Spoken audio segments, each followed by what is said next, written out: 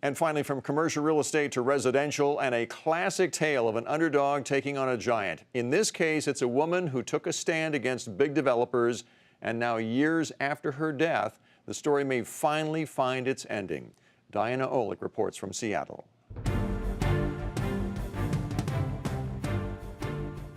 A real-life image that could be a cartoon. The tale is even strikingly similar to the Disney movie Up, an elderly homeowner standing up for what was versus what is to be, and a community rallying around the house with inspiring messages as it is finally auctioned off today.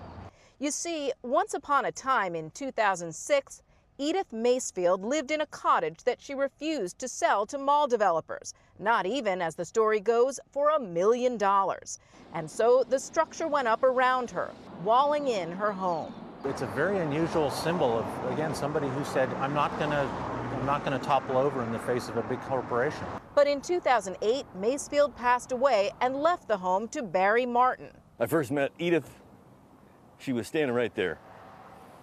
Actually, she was kneeled over in the garden tending her flowers. Ironically, a construction worker on the mall. As the project developed, so did their friendship. As he tells it, she wasn't taking a stand against corporate America at all. She wouldn't sell her house because she had nowhere else to go.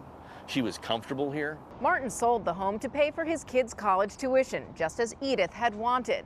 But the latest owner defaulted on his loan and the house went into foreclosure.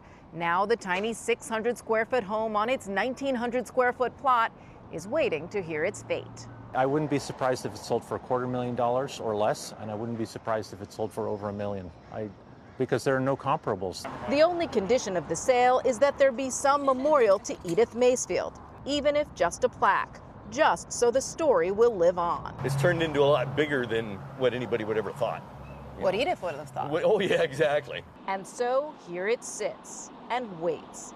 In the end, this cottage will unlikely get to stay, but oh, if only it could fly up and away. For Nightly Business Report, I'm Diana Olick in Seattle.